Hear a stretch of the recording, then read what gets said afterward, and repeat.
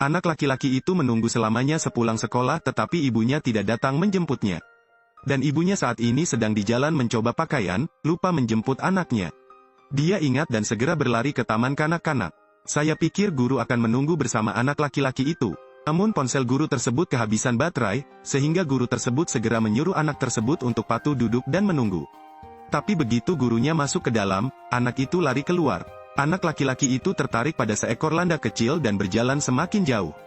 Dan saat ini, bus yang ditumpangi ibunya pun tiba di halte. Namun dia tidak menyangka akan kehilangan putranya selamanya.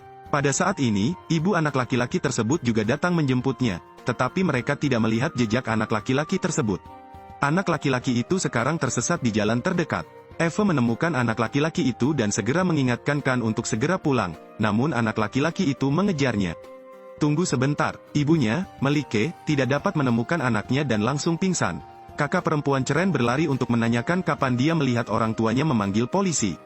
Eva kini membawa anak itu ke kantor polisi, tapi Kan terus mengatakan dia ingin pergi ke markas Eva di hutan.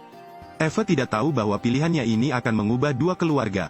Dengan sangat cepat dia membawa Kan ke dalam hutan. Di sini Eva membuat markas rahasia untuk menyimpan mainan. Dua anak bertengkar karena sebuah kotak. Ketika Eva menundukkan kepalanya untuk mengambil barang-barangnya, dia tidak tahu Kan telah pergi. Baru pada saat itulah dia menemukan bahwa Kan tidak ditemukan. Setelah menemukan Eva, dia tertegun, Kan tergeletak di tanah, membuat Eva sangat ketakutan. Tidak peduli seberapa banyak Eva menangis, Kan tidak bergerak. Eva ketakutan dan lari, meski terjatuh ke dalam lumpur, ia lupa menoleh ke belakang. Setelah pulang ke rumah, dia segera berganti pakaian dan mencuci tangannya. Eva kini memandang keluar jendela, setiap pohon membuatnya merasa dihantui. Orang tua Kan mencari ke seluruh kota tetapi masih tidak dapat menemukan putra mereka. Suatu hari seorang pria sedang berjalan-jalan dengan anjingnya dan menemukan sebuah topi. Dan pemandangan di tepi sungai tak jauh dari situ mengejutkan pria itu. Polisi Bulut sedang mengawasi kamera pengintai ketika mereka menerima panggilan telepon. Dengan sangat cepat polisi menemukan anak yang hilang itu. Tugrul lewat sepulang kerja dan tidak mengetahui apa yang terjadi. Sesampainya di rumah, ia tetap bercerita kepada istrinya tentang kejadian di tepi sungai tersebut. Mengetahui bahwa istrinya khawatir dengan keadaan putranya, Tugrul datang ke kamar putranya, tidak peduli seberapa banyak dia berbicara dengan Eva, dia tidak berbicara. Di sisi ini, orang tua Kan juga datang ke tepi sungai, dan banyak mobil polisi bermunculan di kota. Bulut diam-diam menghadapi pertanyaan Ilyas. Namun Ilyas menemukan ada yang tidak biasa pada Bulut. Dia bergegas melewati banyak polisi dan akhirnya melihat topi putranya. Saat ini, dia putus asa dan menangis keras. Ibu Kan, Melike, tiba-tiba tidak sengaja menjatuhkan ponselnya ke tanah. Layar yang rusak membuatnya merasa tidak nyaman. Saat ini, dia melihat suaminya duduk di dalam mobil polisi, dan dia dengan panik menelepon. Dia diam-diam mencubit telapak tangannya. Kematian putra mereka merupakan pukulan besar bagi pasangan tersebut. Kalian berdua pergi konfirmasi, akan memastikan tubuh anakmu bahkan lebih menyakitkan. Bulut perlahan menekan lantai lift. Malam harinya Eva ingin ke kamar mandi, namun membayangkan berada di hutan itu membuatnya berlari kembali ke kamarnya karena ketakutan. Tapi dia tidak berani keluar. Di pagi hari, dia menemukan bahwa dia buang air kecil di tempat tidur. Saat Melike berada di rumah, melihat pakaian putranya membuatnya semakin patah hati. Kan tidak lagi sempat memakai pakaian itu. Suatu pagi, Bulut menemukan markas rahasia Eva. Dia melihat foto diambil bersama ibunya, dan saat itu Zainab juga sedang membawa Eva ke sana. Melihat mobil polisi tersebut, Eva langsung merasa khawatir. Bulut mengetahui bahwa pemilik foto tersebut adalah seorang guru di sekolah Zainab. Namun dia mengetahui bahwa putranya dan Kan masih bersama. Pagi harinya saat Eva berangkat sekolah, Bulut pun berangkat sekolah. Di lantai atas saya bertemu ibu Eva, Zainab. Setelah dibujuk, Zainab setuju untuk membawanya menemui Eva. Namun ketika mereka sampai di kelas dan melihat Eva tidak ada, Zainab pun curiga. Eva panik dan berjalan menyusuri jalan, melewati beberapa jalan dan akhirnya sampai di kantor polisi. Dia perlahan berjalan ke kantor polisi. Bulut yang masih mencari Eva mendapat telepon. Zainab sangat terkejut melihat putranya ada di sini. Namun Bulut membawa Eva ke sebuah ruangan kecil, namun Eva tidak mengucapkan sepatah kata pun. Pada saat inilah karakter penting muncul. Dia adalah Demet, seorang pendidik anak-anak setempat yang terkenal. Halo Eva, tindakan Eva sesuai ekspektasinya. Demet menggunakan cara bercerita yang lembut agar berhasil berbicara dengan Eva. Saat ditanya siapa yang menyakiti Kan, tiba-tiba Eva menangis dan menjawab itu dia. Itu kamu. Adegan ini mengejutkan ibunya dan Demet. Anak laki-laki itu menunggu selamanya sepulang sekolah tetapi ibunya tidak datang menjemputnya. Dan ibunya saat ini sedang di jalan mencoba pakaian, lupa menjemput anaknya. Dia ingat dan segera berlari ke taman kanak-kanak. Saya pikir guru akan menunggu bersama anak laki-laki itu. Namun ponsel guru tersebut kehabisan baterai, sehingga guru tersebut segera menyuruh anak tersebut untuk patuh duduk dan menunggu. Tapi begitu gurunya masuk ke dalam, anak itu lari keluar. Anak laki-laki itu tertarik pada seekor landak kecil dan berjalan semakin jauh. Dan saat ini, bus yang ditumpangi ibunya pun tiba di halte. Namun dia tidak menyangka akan kehilangan putranya selamanya. Pada saat ini, ibu anak laki-laki tersebut juga datang menjemputnya, tetapi mereka tidak melihat jejak anak laki-laki tersebut.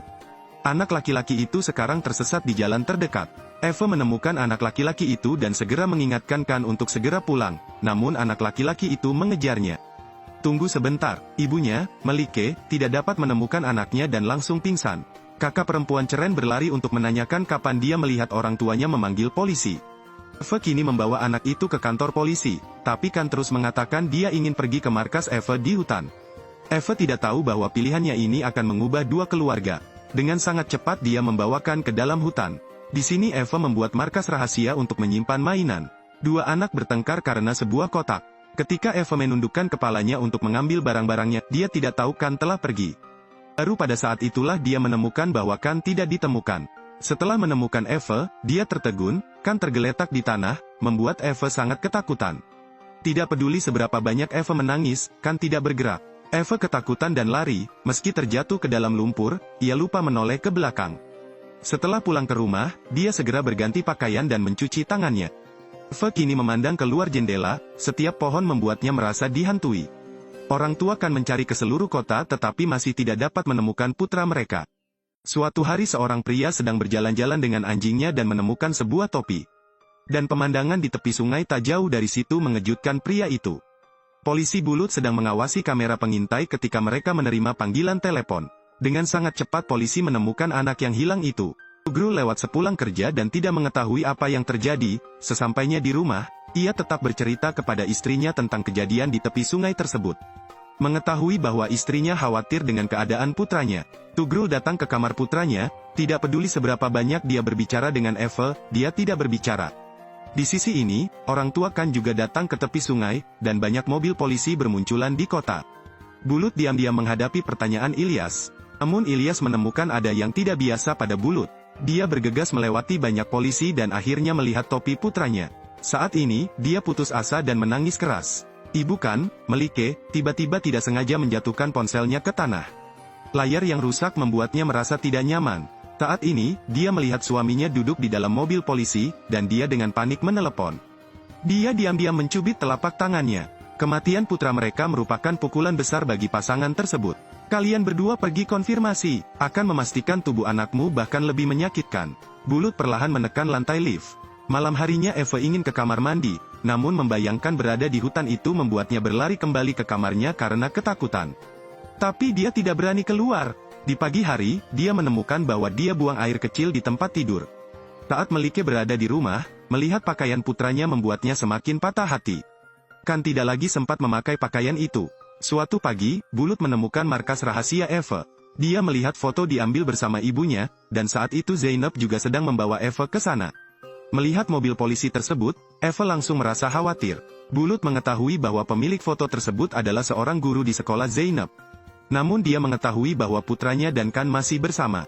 Pagi harinya saat Eva berangkat sekolah, Bulut pun berangkat sekolah.